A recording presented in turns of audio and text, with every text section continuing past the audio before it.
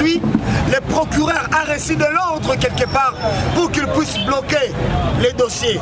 En tout cas, j'en ai marre de cet état. Je dirais, ce n'est pas un état de droit, mais c'est plutôt un état de droit, de père, fils et amis. Ça ne se fait pas dans un pays sérieux. Le président Jean-Marc Kabunda devrait déjà rentrer chez lui. Voyez ce qui se passe aujourd'hui là. Nous appelons la population, cher peuple congolais, soyez debout. Voyez ce qui se passe. Voyez ceux qui sont en train de manipuler la justice. Ils ont oublié ce que dit l'article 151 de la Constitution. Le pouvoir judiciaire ne peut recevoir aucune injonction du pouvoir exécutif. Voyez ce qui se passe aujourd'hui. C'est de leurs ordres. Et nous sommes vraiment... Et nous en avons marre de tout ce qui se passe aujourd'hui dans notre pays. Merci beaucoup. Je suis contre toi. Moi, je parle seulement de Monsieur le Président Mbosso. Il faut bien faire la part de choses. Vital Kamerhe, Robin Minako ne s'est pas comporté de la sorte. C'est juste ça. Merci beaucoup. Bonjour. Tokutu a liboso ya prison. Namoni susu pembe na yo drapeau ya H. Alias pour le changement. Est-ce que koko isa biso elo nini lisusu yesi bino awa liboso ya prison ya Makala? Non, de là justement pour libérer ko jouer président la biso Jean-Marc Kabunda dozonga na ina ndako parce que la point de presse na ye na ya salaki bazuzi bakangaki ye o abuki mebe ko afini chef de l'état ainsi de suite yango wana batseki ye na Makala mais selon droit na loi ndenge ezolobela jamais un député national na contenu à procès azalaki nango na bazuzi na biso ya cour de cassation jamais nga batia na kati ya prison Makala il a fallu batia wapi aza la résidence surveillée selon mibeko ndenge ezoloba mais jusque là tu dois comprendre te bazuzi na biso ya cour de cassation procureur wana alinga osigner dossier na libération depuis le samedi mais jusqu'à présent, on comprend le dossier comme politisé. Alors, comme pour des presse président Jean-Marc Kabunda et ça lui bango vertige. Si na sommet en moka, et ça lui vertige, comme on le n'importe quoi. Donc moi tout le monde qui dossier comme politisé. Comme dossier comme politisé, azolu ka moka ezika, moka mo ezika. Azo bossa na Kabunda, il n'est pas moindre. Donc, jusque-là, ils ont combattu la libération du président Jean-Marc Kabunda dans l'immédiat. Donc, dossier on a la cour de cassation, on a ceux qui procurent dans Zoboya, à Okatana, donc Kingo. Et puis, il y a Tiloloana. Puis, tu as un mélange qui a la fête de mariage à Mana Yoana. Il y a celle qui a la poids de place. À Kokima Moka, on a battu Yoana. Akokima mboka oyo po dossier belé zozela ya moyibi ya makambe belé zozela ye donc ne yango wana tobi que non libération ya président na biso Jean-Marc abima donc dossier wana na procureur wana so aboyi ko signer ngo to pesi 24 heures donc junior lelo ce que le bien a signé yango te oyo ko ela ela famille na ba na ya ko regretter de l'on na biso yango wana. Merci beaucoup.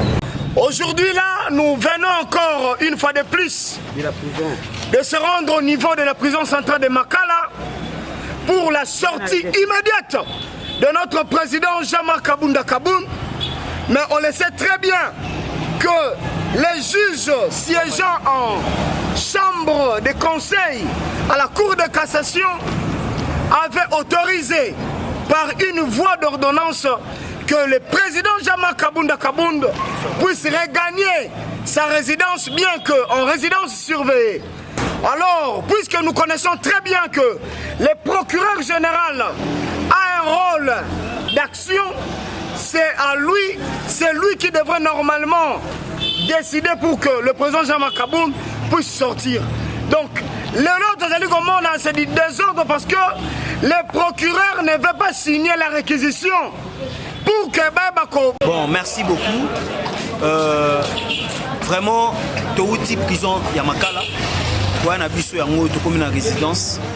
Vraiment, nous a vraiment déçus. Nous a vraiment déçus. Alors, j'aimerais bien savoir un peu. Est-ce que l'état détruit ça dans le cannabis, c'est vrai vraiment? Est-ce que c'est vrai vraiment? On nous avait promis la démocratie. Malheureusement, on n'a pas la démocratie. Parce que ceux qui ont la démocratie,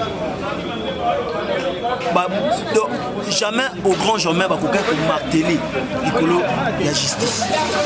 Parce que ça se voit déjà que les juristes, les juges sont manipulés. Binomoko bopesi ordre que Azala libéré mais dans résidence surveillée. Azala makala te pour Azala député national. Et quand Binomoko wana bolobi azonga azabiloko nae ayana. Pour changer le même samedi Longwe est commis et le même vendredi Longwe est commis samedi. Samedi et Longwe est commis lundi. Le lorsque lundi Tokei est commis sous mardi. Mais c'est tu Longwe. Nous comprenons ce que tu es en train de faire.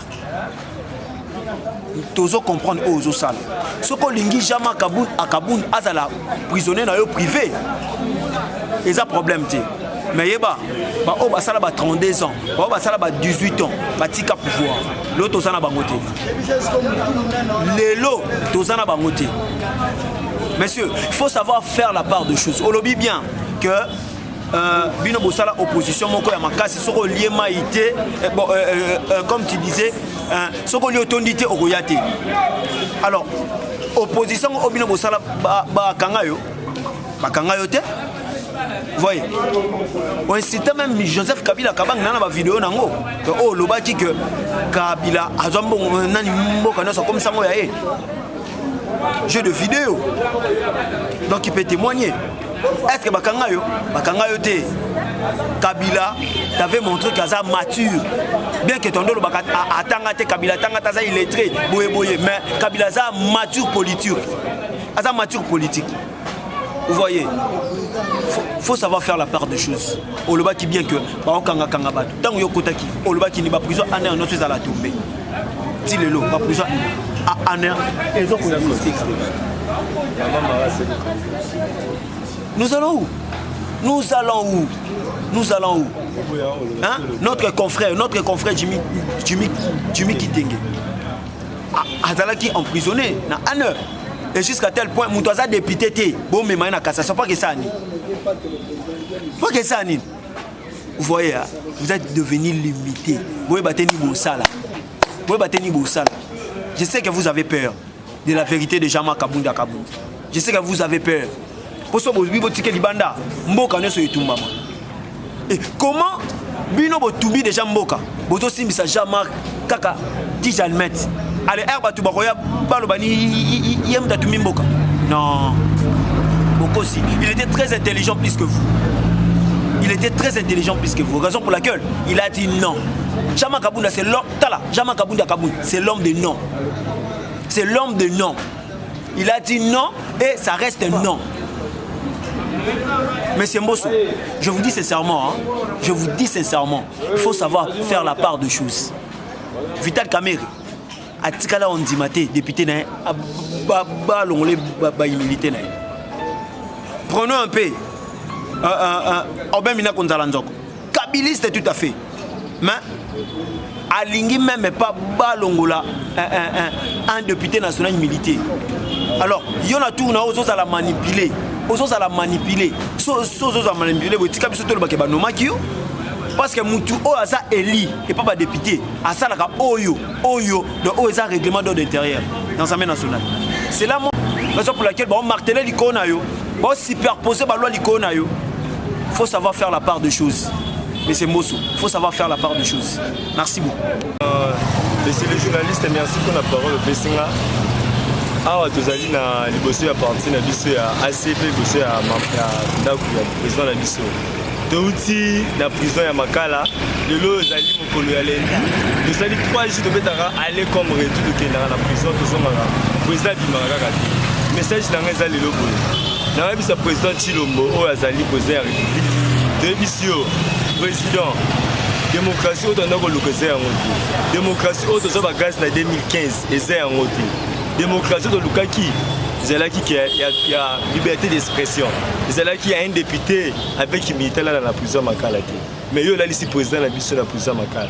O là ici o azali mentor la biso la prison Makala. O là ici o azali héros national na président Makala olalisi oyo Etienne Tshisekedi abenga ye héros vivant na président Makala yango topesi bino journée ya lelo lundi mardi ekozala lisusu lobi soki okei na président Makala président bimite nous tozoloba ete bokosentir mpe bajeunesse ya AC jeunesse ya AC leli mingi jeunesse ya AC alali sans papa na bango jeunesse ya AC alali sans oyo azali motema na bango pendant 3 jours pendant 5 jours pendant 6 jours mais lelo esili lelo awa lobi mardi tokozala sous la prison soki esimbi te tokosala oyo esenge tosala opona bino bozoluka tosala tokosala yango ndenge ya article oyo lobi article 101 qui est un député national jamais recollant la prison un député national kozala na ndaku oyo abengi yango résidence surveillée mais bino besoin député national bolalisi na prison tant bénité na ye mais tosengi na bino boye oyo kosimukenda loba ete le peuple gagne toujours merci.